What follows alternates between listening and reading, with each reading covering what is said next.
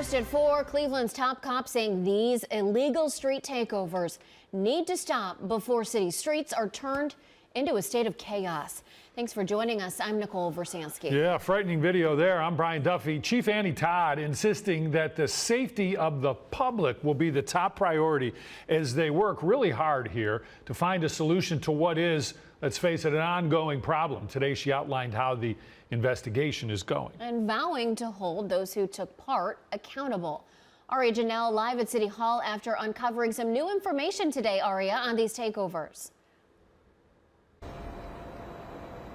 Well, guys, the police chief and the safety director gave us a lot of insight on what happened on Saturday. The biggest update, there were arrests and citations were made this past weekend. Another update, this takeover was a lot larger than we initially thought. It will escalate into major gun battles.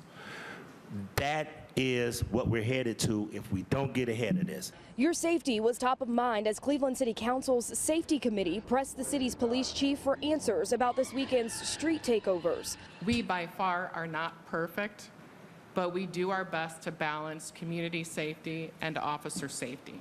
On Sunday, Chief Annie Todd told 19 News about 7 locations where these takeovers happened. Today, we found out there were at least 5 other locations. But when asked point blank, were there any arrests?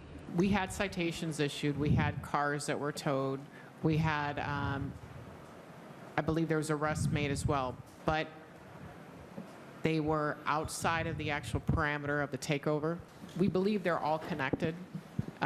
They weren't right in the midst of it. It was traveling to and from. The chief also said they do have people of interest identified.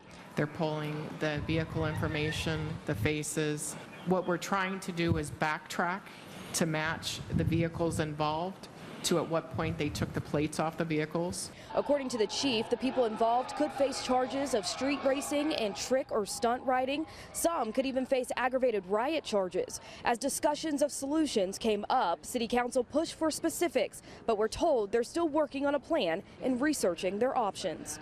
We're trying to figure out what is best for the division. You know, we're using all the tools that we currently have.